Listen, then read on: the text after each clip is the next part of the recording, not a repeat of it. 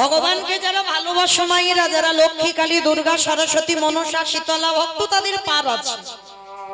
কিন্তু এখানে যারা কৃষ্ণ চরণের দাস হয়েছ, মানে কৃষ্ণ ভক্ত, তারা একটু তৈরি হয়ে থেকো মা, একটু তৈরি হয়ে থাকতে হবে। সারা জীবন মানে মরার আগের দিন পর্যন্ত তোমার কাঁদতে হবে। যারা কৃষ্ণ ভক্ত হয়েছে, যারা গৌর ভক্ত হয়েছে। তবে মায়েরা, এই যে ভগবানকে ভালোবাসলে তার গতি কি হয় জানো? তার গতি কি হয় দেখো, ভগবানকে ভালোবাসলে তার দুর্দশাটা কি হয় একটু লক্ষ্য করে দেখেন। ভালোবাসবার পর একটু মন দিয়ে শুনতে হবে, তবে বুঝতে পারবেন যে ভগবানকে ভালোবাসলে আমাদের শেষ পরিণতিটা কি হয়। ভালো করে শুনবেন কেমন?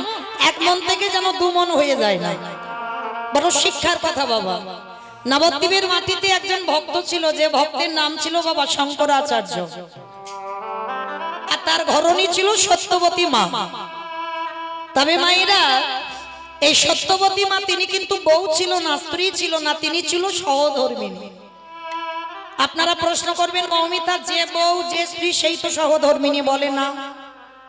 অনেক তফাৎ হবে বাবা, আপনারা নিজেরাই দেখেই বুঝতে পারবে বাবা, কার চরিত্র স্ত্রী, কার চরিত্র বউ, আর কার চরিত্র সহধর্মিণী। সহধর্মিণী তো তাকেই বলবে স্বামী অসৎ পথে চলে যায়, নেশাগ্রস্ত, জুয়া খেলে, তাস খেলে, মাতাল, কোনদিন একাদশী করে না, হরিবাসরে যায় না, ভাগবত আসরে যায় না, ভগবানের চরণে তুলসী জীবনেও দেয় না, তুলসী গাছে জল পর্যন্ত কোনদিন দেয়নি। তুমি যদি সেই ঘরের ঘরণী হও, তাহলে যদি সেই অসৎ ব্যক্তিকে তুমি কৃষ্ণ ভজনে ঠেলে দিতে পারো, তাহলেই তুমি জানবে তুমি সেই বাড়ির সহধর্মিণী হয়েছ। মানে স্বামীর প্রত্যেকটা ধর্মের কাজে, অধর্ম নয়, ধর্মের কাজে তুমি সাহায্য করবে, তবেই তুমি সহধর্মিণী হবে। তো এই শঙ্করাচার্য আর সত্যবতী মা, এরা স্বামী স্ত্রী বাবা প্রসাদ ভোজী ছিল। আর আপনারা তো এখানে জানেন অনেক ভক্ত মানুষ আছে, প্রসাদ ভোজী কাকে বলে? ভগবানকে দি পায়। তা দুই লোকে প্রসাদ ভোজী ছিল মা। প্রত্যেক দিন স্বামী ভিক্ষা করে আজকে তুলে দিত, সত্যবতী মা রন্ধন করে প্রতিদিন মহাপ্রভু ভোরবেলা হরিনাম করতে করতে, মানে নগর ভ্রমণ করতে করতে আমার শঙ্করাচার্যের ঘরেতে প্রসাদ পেয়ে তবে আসতো। তা মনে মনে একটা আনন্দ। তা সত্যবতী মা আজকেরও রন্ধন করবে, নিমাই আসবে, নিমাই এলে বাবা প্রসাদ দেবে। কিন্তু আজকের কেমন ঘটনা ঘটলো দেখো মা। স্বামী গেছে নবদ্বীপে ভিক্ষায়, একজনও কেউ বাবা একটি চাল ডালও দেয়নি। যার বাড়িতে যায়, কপালটা আজকে সকাল থেকে এমন, যার বাড়িতে যায় শঙ্করাচার্য দূর দূর করে তাড়িয়ে দেয়। তা যখনই দূর দূর করে তাড়িয়ে দিচ্ছে বাবা, এমতো সময় শঙ্করাচার্য বাড়িতে ফিরে এসে ডাকছে, সত্যবতী, সত্যবতী, আজকে না জানি আমার দিনটা কেমন হলো জানো? সারা নদিয়ায় আমি ঘুরে বেড়ালাম, কেউ আমাকে এক মুষ্টি ভিক্ষা দিল না। কিন্তু বলতে পারো সত্যবতী, আমি কি দিয়ে আমার গোবিন্দ সেবা দেব? তা যখনই বলছে কি দিয়ে গোবিন্দ সেবা দেব, সত্যবতী মা বলছে তুমি ভেঙে পড়ো না, এখনো তো তোমার সত্যবতী বেঁচে আছে, আমি দেব আজকে সেবা। হ্যাঁ গো গিন্নি, তুমি কি করে সেবা দেবে? বলে কেন? আমার ঘরের চালে একটা কচি লাউ হয়ে আছে, আর আমার মহাপ্রভুর খুব প্রিয় খাবার কচি লাউয়ের পায়েস, থোরের ঘন্ট, মোচার ঘন্ট, কচুর ঘন্ট, ডুমুরের তরকারি, এগুলো তো আমার প্রভুর খুব প্রিয়। কি গো মাইরা, গৌর পূর্ণিমাতে করে দিয়েছিলেন তো? যারা ভক্ত মানুষ আছেন অবশ্যই করে দিয়েছেন। কিন্তু জন্মাষ্টমীর সময় ভগবানের জন্য অনেক খরচ হয় বাবা। মিষ্টি, মিষ্টান্ন, ক্ষীর, ননি, ছানা, মাখন, এগুলো তো আমার কৃষ্ণকে দিতে হয়। কিন্তু আমার কলিযুগের ভগবান কাঙালের ঠাকুর, কারোর অর্থ থাকলেও দিতে পারবে, না থাকলেও দিতে পারবে। কেন জানো? যে সবজিগুলো ভগবান পছন্দ করে ও রাস্তার ধারেও পাওয়া যায়। কি মা, কচু পাওয়া যায়, কলা পাওয়া যায়, ডুমুর তো পাওয়া যায়, মোচা পাওয়া যায়, এগুলো আমার গৌরহরির খুব প্রিয়। আর কোন ভক্ত যদি রন্ধন করে দেয়, ভগবান বলছে সে যদি আমার সারা দিনের মধ্যে ডাকতে ভুলে যায়, আমি সারা জীবন তার দরজায় বন্দী হয়ে যাই। নিতাই গৌর প্রেমানন্দে। তো আজকে সত্যবতী মা বলছে তুমি ভেবো না স্বামী, আমার ঘরের চালেতে একটা কচি লাউ হয়েছে, আর জানো আমার নিমাইয়ের তো কচি লাউয়ের পায়েস খুব পছন্দ। আজকের একটা কাজ করব স্বামী, ওই কচি লাউটা টুকরো টুকরো করে আমি কচি লাউয়ের পায়েস বানাবো, আর নিমাই যখন হরিনাম করতে করতে আসবি ওই কচি লাউয়ের পায়েসটা আমি ওকে নিবেদন করব। শঙ্করাচার্য বলছে ঠিক আছে সত্যবতী, তাহলে ততক্ষণে তুমি লাউয়ের পায়েস বানাও, আমি স্নানটা করে আসি। ভোর ভোর মানে ব্রহ্ম মুহূর্তে, মানে সূর্য উদয়ের 1 ঘন্টা 36 মিনিট আগে। তা ব্রহ্ম মুহূর্তে শঙ্করাচার্য স্নানে গেছে বাবা, আর এদিকে সত্যবতী মা ঘরের চাল থেকে লাউটাকে পেড়েছে, আর লাউটাকে পেরে ধারালো চকচকে অস্ত্র নিয়েছে বাবা। এইবার ওই লাউটাকে টুকরো টুকরো করে বানিয়ে আমার প্রভুর জন্য পরমান্ন বানাবে। তা অস্ত্রটা নিয়েছে, লাউটাকেও নিয়েছে। আর ঠিক সেই সময় ভোরের বেলা তো প্রভু প্রতিদিন নগর ভ্রমণে বার হয়, আজও বেরিয়েছে। ভজ শ্রী কৃষ্ণ কহ শ্রী কৃষ্ণ লহ শ্রী কৃষ্ণ নাম রে, ভজ শ্রী কৃষ্ণ কহ শ্রী কৃষ্ণ লহ শ্রী কৃষ্ণের নাম রে। দাদা ভক্তরা সবাই হই হই করে উঠেছে, ওই নাম আমরা কেউ বলবো না। তা প্রভু আমার বলছে হাই ভগবান, কেন তোমরা নাম করতে বাধা হচ্ছে কেন? নাম করবি না কেন? বলে না ঠাকুর ওই নাম আমরা করব না, ও নাম করবার দরকার হয় তুমি করো, আমরা কেন ওই নাম করতে যাব? কি গো আমরা তো কলির মানুষ, তাহলে কলির মানুষ নামটা কি করব? কই একবার হাত দুটো তোলো তো দেখি সবাই, যাদের যাদের হাত আছে সবাই, যাদের নাই বলবো না, যাদের আছে তোলো একবার। কারণ যে গানটা গাইছি আমরা সবাই তো জানি, কেমন? আমি আগে করব, তারপরে আপনারা সবাই বলবে, কেমন? ভজ গৌরাঙ্গ কহ গৌরাঙ্গ লহ গৌরাঙ্গে নাম রে, বলো জোরে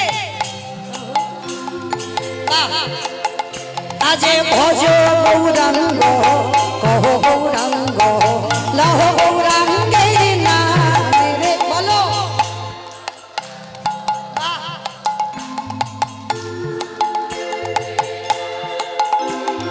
আহজে জানা গৌরাঙ্গ ভজে সে হয় আমার প্রাণ রে।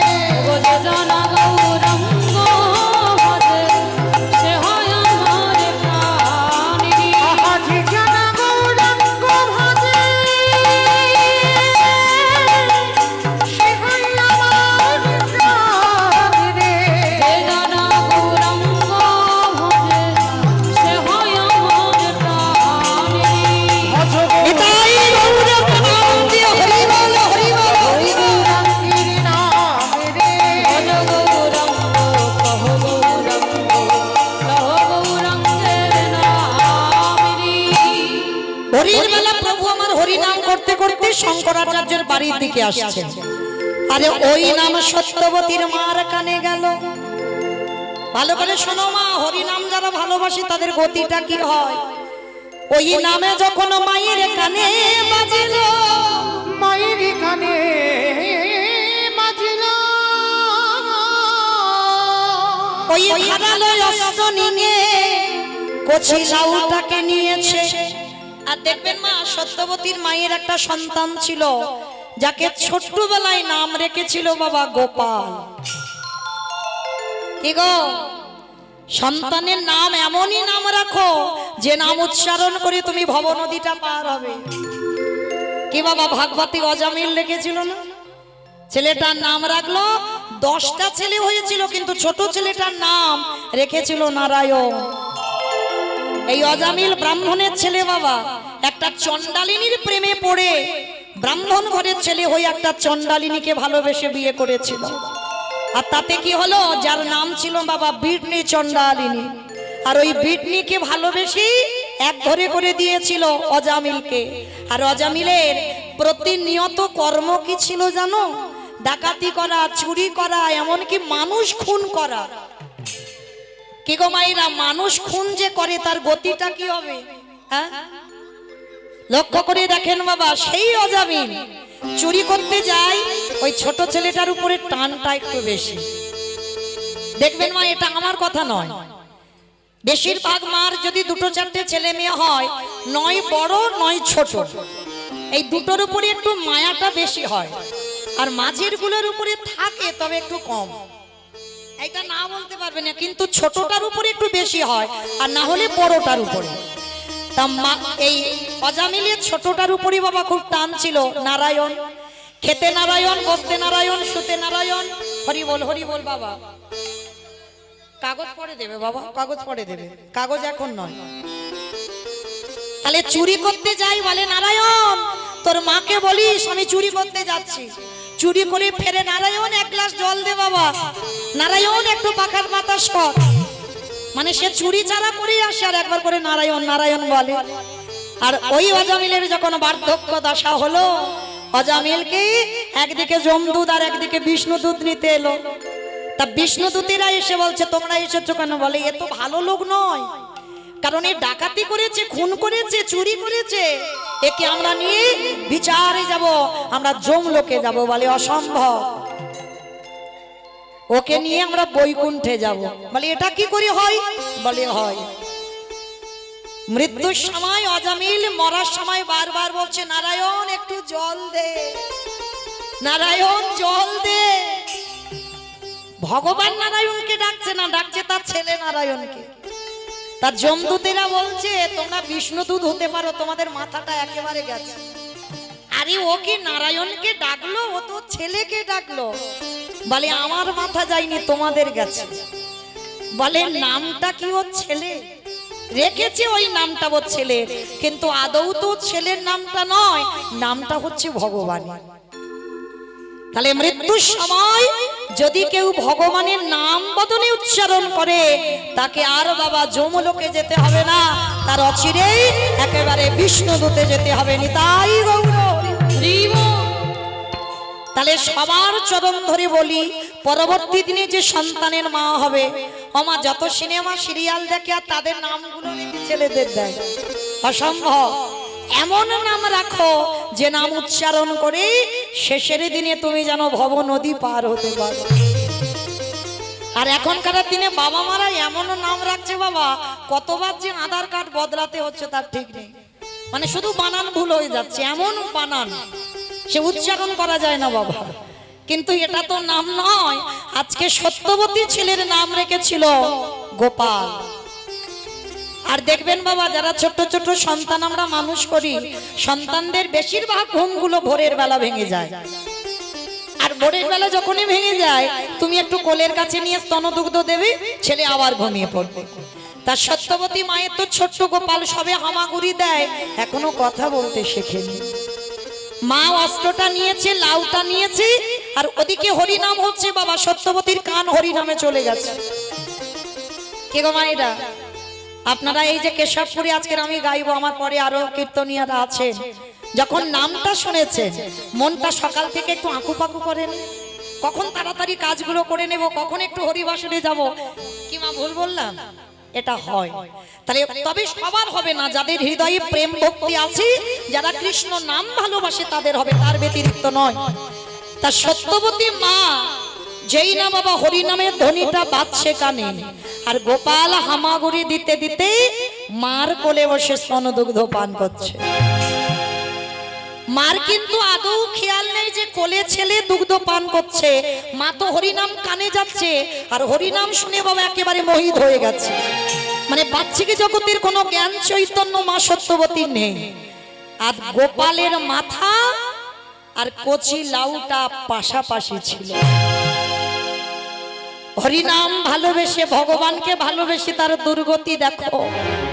হরিনাম শুনছে সত্যবতী মা, নয়ন জলে দুটো বুক ভেসে যাচ্ছে।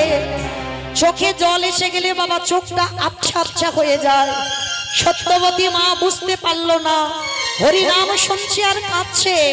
আর ওই লাউ মনে করে ঘুমন্ত ছেলে গোপালের মাথাটাকে তুলে নিয়েছে।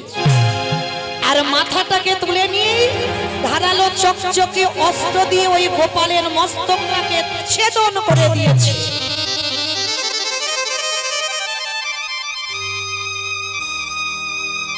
যখনই গোপালের মাথাটা ছেদন করে দিল, মা তখনও জানে না সর্বাঙ্গ রক্তে রক্তাক্ত হয়ে গেল। মাথাটাকে নিয়ে টুকরো টুকরো, ঠিক লাউয়ের যেমন কুচি কুচি করে ওইরকম টুকরো টুকরো করে একটা পাত্রে রেখে দিয়েছে।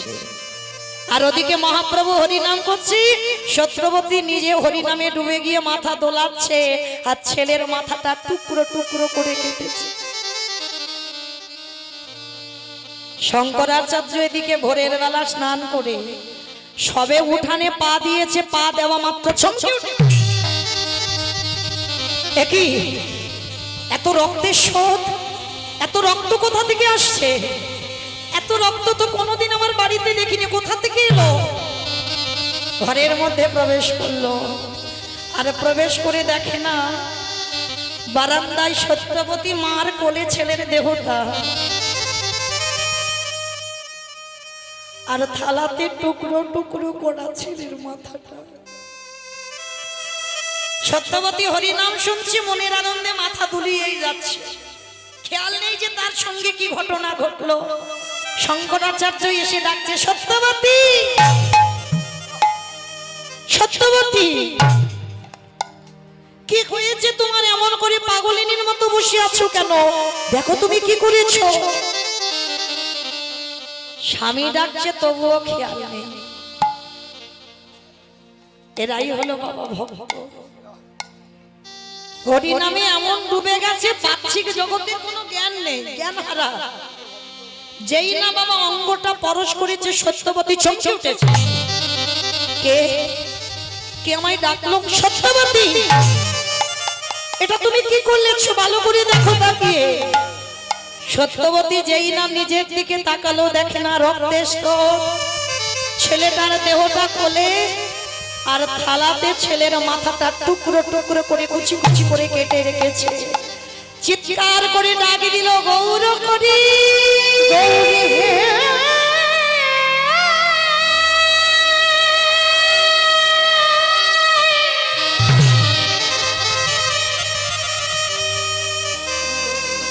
ওগো দয়া,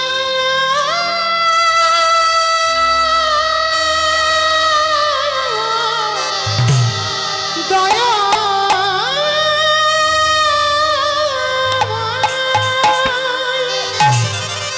এটা তুমি কেন করলে? তোমার কেমন দিলা, কেমন খেলা। আমি তো কোনোদিন তোমার নামকে অশ্রদ্ধা করিনি। ওগো কৃপা,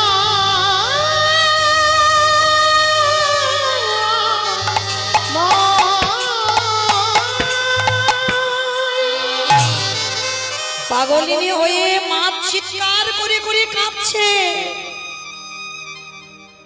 শঙ্করাচার্য ছুটে গিয়ে সত্যবতীর মুখটা চেপে ধরেছে। চুপ করো, চুপ করো, কেঁদো না সত্যবতী, কেঁদো না। যেটা করে প্রভু মঙ্গলের জন্য করে। মঙ্গল? তুমি আমার কাছে এটা কোন মঙ্গলের কথা বলছো? আমার একমাত্র সন্তানকে আমি মা হয়ে নিজের হাতে কেটে দিলাম, আর তুমি বলছো এটা ভগবান মঙ্গলের জন্য করেছে? কোন মঙ্গল? কেঁদো না সত্যবতী, আমার প্রভু আসছে হরিনাম করতে করতে, ওই শুনো। আর যদি জানতে পেরে যায় আমার ঘরে আমার ছেলেটা মরে গেছে, আমার প্রভু আর আমার বাড়িতে হরিনাম করবে না। সত্যবতী, আমার সন্তানটা যে মরে গেছে ওই শোক আমি সহ্য করতে পারবো, কিন্তু আমার বাড়িতে যে একদিন হরিনাম হবে না, এইটা আমি সহ্য করতে পারবো না। আমায়রা কেমন ভক্ত ভাবতে পারছে, ছেলেটা মরে গেছে ওই শোকটা বাবা সহ্য করতে পারবে, কিন্তু ওই যে ছেলে মরে গেছে জানলে তো বাড়ি হরিনাম হবে না, ওইটা সহ্য করতে পারবে না। সত্যবতী, তুমি কেঁদো না। তোমার গলার আওয়াজ যদি আমার গৌর হরি শুনতে পায় তাহলে আমার বাড়িতে আজকের হরিনাম হবে না। কেঁদো না, কেঁদো না। কিন্তু মা তো সহ্য করতে পারছে না, বারে বারে টুকরে টুকরে কেঁদে উঠছে। শঙ্করাচার্য সত্যবতীর হাতে পায়ে দড়ি বেঁধে মুখে একটা কাপড় বেঁধে দিয়েছে যাতে আওয়াজ না বেরোয়। ঘরের মধ্যে বন্দি করে রেখে দিয়েছে, আর ওদিকে প্রভু ঢুকছে হরিনাম করতে করতে। শঙ্করাচার্য কিছু বুঝতে দিল না, একটা পুটলিতে ছেলের মাথাটা বেঁধে, একটা পুটলিতে ছেলের দেহটা বেঁধে চুপ করে রেখে দিয়েছে। গৌরহরি প্রবেশ করলো।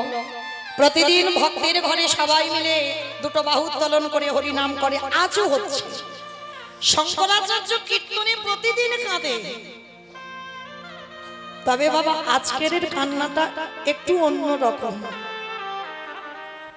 একদিকে ছেলেটা মরে গেছে, ওদিকে শোক, আর একদিকে কালকে থেকে আমার বাড়ি অসহজ কীর্তন বন্ধ, আমার গৌরহরি আর কীর্তন করবে না। এই দুটো শোকে ভক্ত কাঁদছে।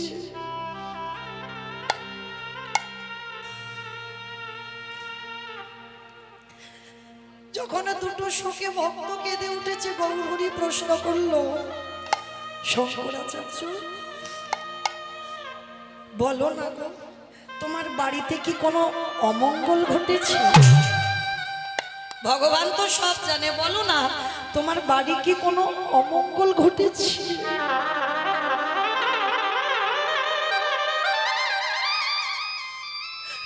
শঙ্করাচার্য বললেন, না গৌরহরি না, আমার বাড়িতে কোনো অমঙ্গল ঘটেনি।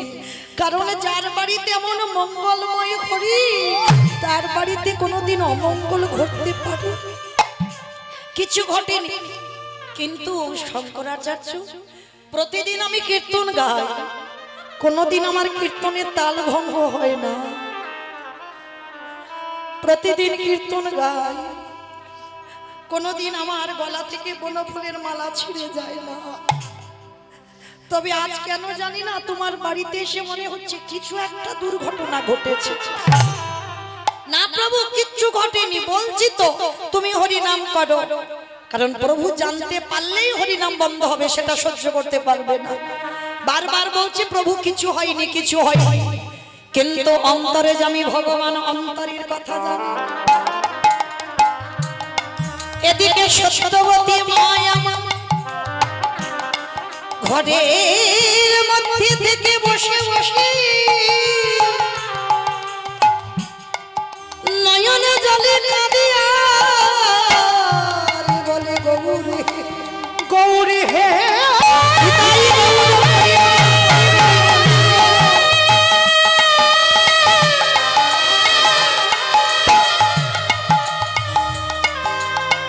প্রভু যে জন তোমায় ভালোবাসে,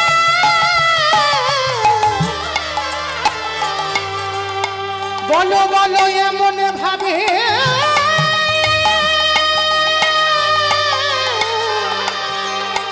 তারি কি কাঁদিতে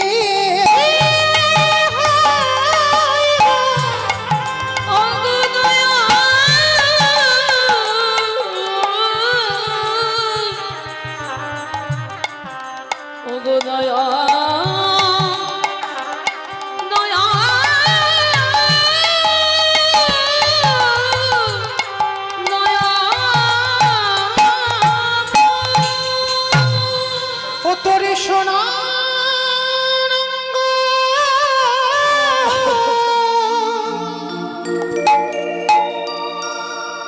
হবে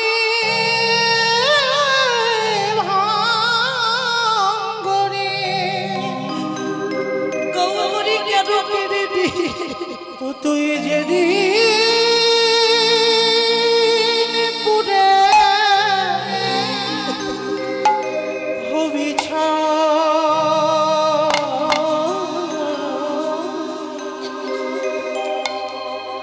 যাবি উড়ে ওই নীলাকাশে,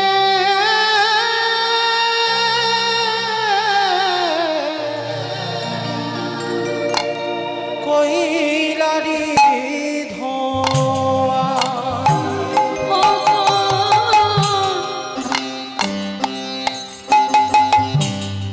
সোনার রঙ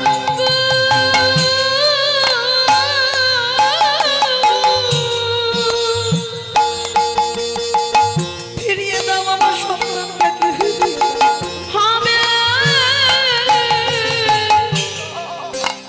ভঙ্গ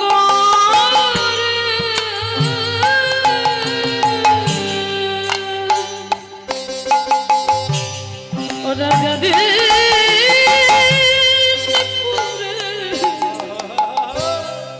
হবে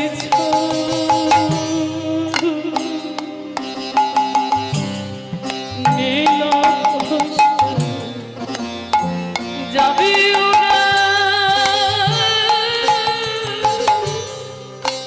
কইল রে ও তোর টাকা পয়সা বাড়ি গাড়ি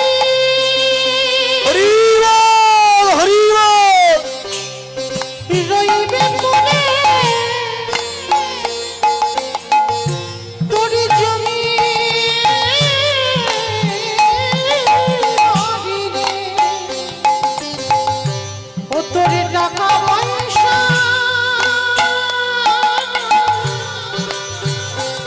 বাড়ি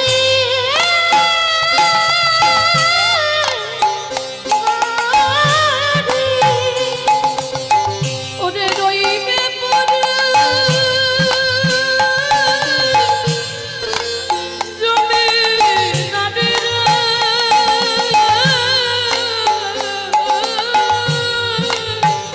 ও তারে বাঁশির টানে সকল ছেড়ে তরে বাঁশির গানে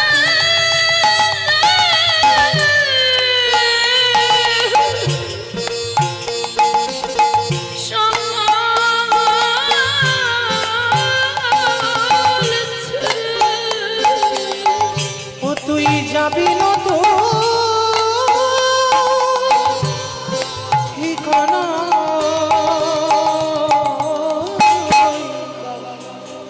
নীল আকাশ নিতাই গৌর প্রেমানন্দী হরি বল হরি বল হরি বল। ওরে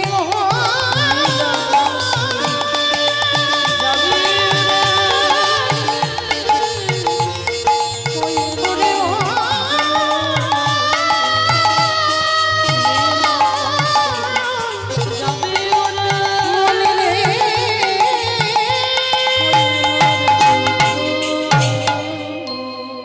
নয়নের জলে কাঁদিয়া রে বলে গৌরে তোমার নামকে ভালোবেসে নিজ পুত্র বলিয়ে দিলাম হে গৌর হরি আজকের পরে হতে তোমার নাম আর কেউ ভালোবাসবে না তোমার নাম আর কেউ শুনবে না কারণ তোমার নাম শুনে তো নিজ পুত্র বলিয়ে দিলাম কেন করলে বসে বসে সত্যবতী মা ঘরের ভিতরে কাঁদছে আর ওই আওয়াজ প্রভুর কানে গেছে আর যেই না কানে গেছে গৌর হরি বলল শঙ্করাচার্য সত্যবতী মা কথা প্রভু বাড়িতে নেই বাড়ি সে কি আমি দেখলাম বাড়িতে নেই বলছো ঘরের মধ্যে কে কাঁদছে চলো তো একবার গৌর হরি ওখানে আজকে যেতে হবে কিন্তু কোনোদিন তো তুমি আমার কাজে বাধা দাও না আজকে দিচ্ছ কেন দেখি তো একবার গৌর হরি জোর করে গেল আর যেই না দরজাটা খুলে দিল সত্যবতীর হাতে পায়ে দড়ি বাঁধা মুখে কাপড় বাঁধা যাতে আওয়াজ না বেরোয় কিন্তু ভগবানকে শুনতে পাবে না গো কিন্তু অন্তর্যামী যেই না চরণে লুটিয়ে পড়ল সঙ্গে সঙ্গে বাবা সত্যবতী মা গৌর চরণটা ধরে বলল কেন করেছো তোমার নাম ভালোবাসলাম বলে আমি লাউ মনে করে নিজের ছেলে গোপালকে কেটে দিলাম গৌর হরি আজকের পর থেকে তো তোমাকে কেউ আর ভালোবাসবে না, আজকের পর থেকে তোমার নাম কেউ আর শুনবে না। দাঁড়া, মহাপ্রভু বলছে দাঁড়াও, কান্নাকাটি করো না। কোথায় রেখেছো ছেলেটাকে? গৌরহরি, সাদা পুটলিটা বাঁধা, টুকরো করা হয়েছে, লাউয়ের যেমন টুকরো হয়, টুকরো টুকরো করে থালাতে রেখেছে। পরশ মনির পরশে যেমন লোহা সোনা হয়, আমার গৌর পরশে না জানি জগতে কি না হয়। যেই না গৌর হরি আমার পরশ করলো, ওই পরশ করার সাথে সাথে ছেলের মাথাটা জুড়ে গেল, দেহটা জুড়ে গেল। এইবারে গৌর হরি আমার বদনটা ছেলেটার শ্রবণে নিয়ে গেছে, মানে কর্ণে। আরে কর্ণের কাছে গিয়ে ডাকছে, গোপাল রে, ওরে আয় আয়, তোর মায়ের সঙ্গে দেখা করে যা। অমাইরা ছেলেটা যেন ঘুমিয়েছিল, যেই না ডেকেছে ছেলেটা উঠে বসেছে। মরা ছেলে, টুকরো করা ছেলে, যেই না উঠে বসেছে, যে ছেলে কথা বলতে পারতো না গৌরের কৃপায় কথা বলছে। প্রভু আমায় ডেকেছো? এই বাবা মাকে কাঁদিয়ে রেখে চলে গেছিস কেন? তুই জানিস তোর মা কখন থেকে কত কান্নাকাটি করছে, বাবা কাছে আয়, চলে আয় আগে। গোপাল করজোর করে বলছে, প্রভু এরা আমার কত নম্বর বাবা মা? কি গো, যে ছেলের জন্য বাবা মা এতক্ষণ পাগলের মতো কাঁদলো, ছেলে বেঁচে গিয়ে বলছে, প্রভু বলে দাও এটা আমার কত নম্বর বাবা মা? গৌরী, আমার মা না জানুক, বাবা না জানুক, আমি জেনে গেছি এই জড় জগতের বাবা মা হতে হয়, এটা তো চিরস্থায়ী নয়। আজকের আমার বাবা হয়েছে, কতবার আমি জগতে এসেছি, কতবার আমার বাবা হলো, কতবার আমার মা হলো, কতবার দাদা দিদি ভাই বোন আত্মীয় পরিজন, কিন্তু গৌরহরি এরা তো চিরস্থায়ী নয়। চিরস্থায়ী যদি হতে হয় গৌরহরি, এটা হলো তোমার রাতুল চরণ। নিতাই গৌর হরি বল। হরি বল, হরি বল। যেই না কথাটা বলা সত্যবতী মা আমার চমকে উঠেছে। যে ছেলের জন্য এতক্ষণ পাগল, সেই ছেলে উঠে গিয়ে প্রশ্ন করলো এটা আমার কত নম্বর বাবা মা? সত্যবতী মা গৌর চরণ ধরে বলল, দয়াময় আজই আমার চৈতন্য হয়ে গেল, এই জগতে যতই আমারে আমারে করো না কেন, হে দয়াময় তুমি বিনে আমার আপন জন, আরে এই জগতে বলো বলো কে গো গৌরী হাই গৌর হরি।